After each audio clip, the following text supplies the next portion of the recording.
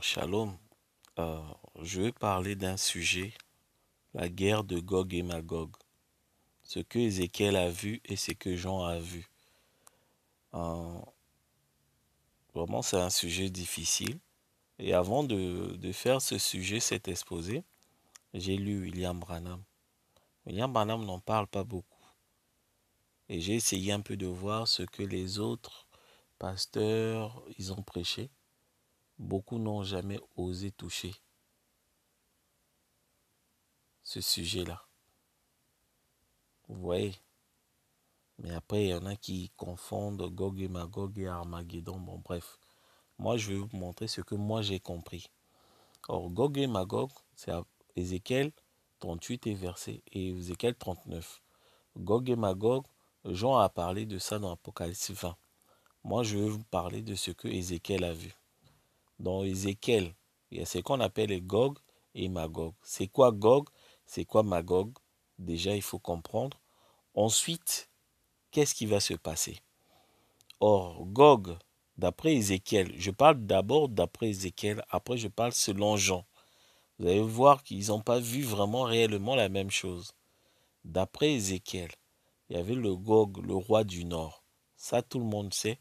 Le roi du Nord, William Branham, il dit, c'est la Russie. Quand il parle de la Russie, William Branham, c'est un prophète. La Russie, c'est pas la Vladimir Poutine. Et Gog, Magog, le pays de Magog, vous allez voir les caractéristiques. Les gens ils pensent que non, c'est Jérusalem, Israël de Netanyahou, là, de Jésus. Non. Le Magog dont on parle, le pays, là, d'après les caractéristiques, correspond bien aux États-Unis d'Amérique. Maintenant, il faut retenir dans Gog et Magog le visage de cet homme-là, cet antichrist-là, Martin Luther King, lui, et les Ku Klux Klan. Voilà. Et Gog et Magog, ça va se passer aux États-Unis. Parce que Gog et Magog, il y a le côté physique et le côté spirituel. Le côté spirituel, c'est que Jean a vu. Ézéchiel a vu les deux, le côté physique et le côté spirituel.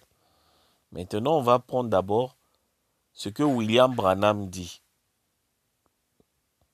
Le roi du Nord, c'est la Russie, d'après la troisième vision. Or, la Russie, c'est le communiste. Et le communiste, c'est l'esprit. Parce que d'après la troisième vision, il y avait l'esprit communiste, l'esprit naziste et le fasciste. Sauf que le communiste a avalé le nazisme et le fascisme. Le fascisme. Donc, dans le communisme, qui est la Russie, qui est le roi du Nord, il y a le nazisme et le fascisme dedans. Or, lorsque vous voyez le nazisme et le fascisme, ce sont les esprits de discrimination, de ségrégation. Vous voyez? Et William Branham, dans l'exposé, il parle, dans l'âge de la Odyssée, le domaine de la troisième vision était celui de la politique mondiale, car celle me montrait qu'il y aura trois grands ismes, le fascisme, le nazisme et le communisme, mais que les deux premiers seraient absorbés par le troisième. La voix m'exhortait, observez la Russie, surveillez le roi du Nord. Voilà Gog. Le roi du Nord, c'est le communisme. Ce qui va envahir Magog, ce pays-là. Mais Magog, c'est quoi? On va voir les caractéristiques de Magog. Toujours dans Ézéchiel 38. Après bien des jours, tu seras à leur tête. Dans la suite des années, tu marcheras contre le pays dont les habitants échappaient à l'épée. On commence à donner les caractéristiques de Magog. Donc, les habitants échappés à l'épée auront été rassemblés d'entre plusieurs peuples sur les montagnes d'Israël, longtemps désertes, retirés du milieu des peuples, ils seront tous en sécurité dans leur demeure. Amen. Le pays là, les habitants, ils ont échappé à l'épée. Or, nous voyons que les États-Unis d'Amérique, un pays fondé par les protestants qui ont fui la répression de l'Église catholique. Parce qu'ils ne voulaient pas se conformer à la bête qui était l'Église catholique à l'époque. Ils ont fui pour avoir une liberté de culte aux États-Unis. Ils se sont transformés dans le désert. Israël, les montagnes d'Israël longtemps désertes. Le désert, la femme au soleil, remarquez bien, la bête Apocalypse 13 est sortie du désert. La femme au soleil est partie cacher l'enfant dans le désert.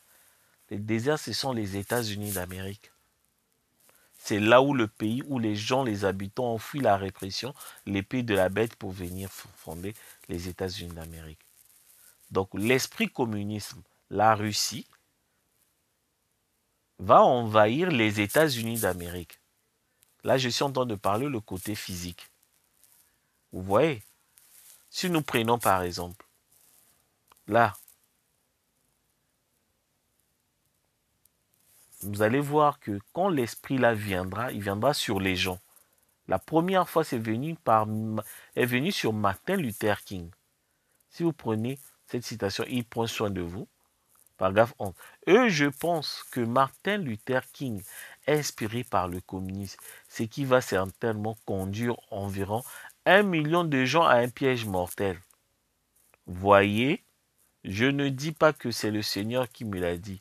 Je pense que cela ne devrait pas se faire. Je pense que les gens devaient être chrétiens, se reconnaître les uns comme les autres.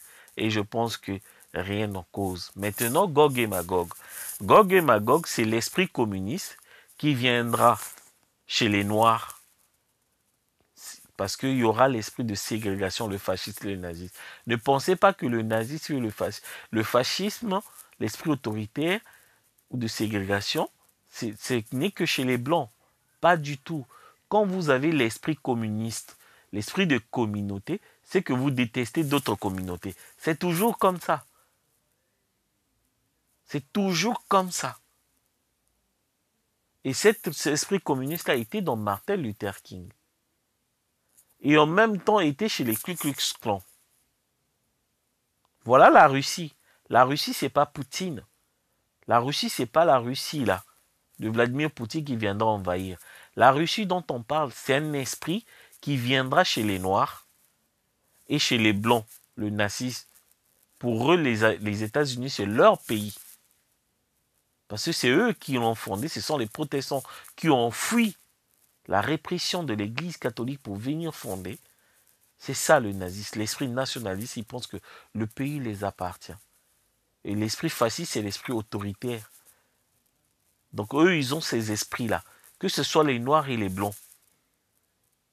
Le fait d'avoir l'esprit communautariste, se regrouper entre les communautés, ce que faisait Martin Luther King, Malcolm X, ça veut dire que non, c'est obligatoirement qu'il va pousser à détester d'autres communautés, au lieu d'être les chrétiens.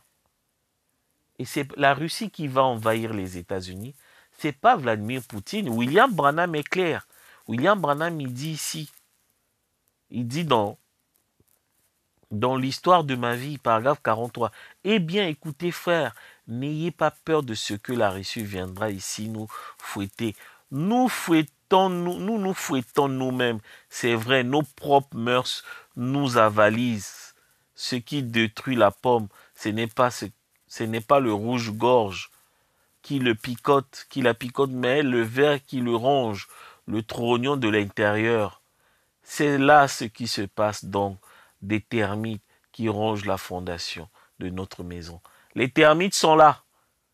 C'est les communautés noires et les communautés blanches. Voilà ce qui va détruire les États-Unis. Voilà la Russie qui va détruire, qui va éclater les États-Unis. Voilà la bombe qui va éclater les États-Unis. Parce que les États-Unis sera séparés en 3. Babylone, Apocalypse 16. Si vous prenez Apocalypse 16, la grande ville fut divisée en 3 parties. Et les villes des États tombèrent et Dieu se souvient de Babylone la grande. Il faut savoir que ces écritures, ça s'applique d'une manière spirituelle et naturelle. Là, je vois que le côté naturel. Babylone, la ville qui est divisée en 3, on va voir ça dans Apocalypse 16.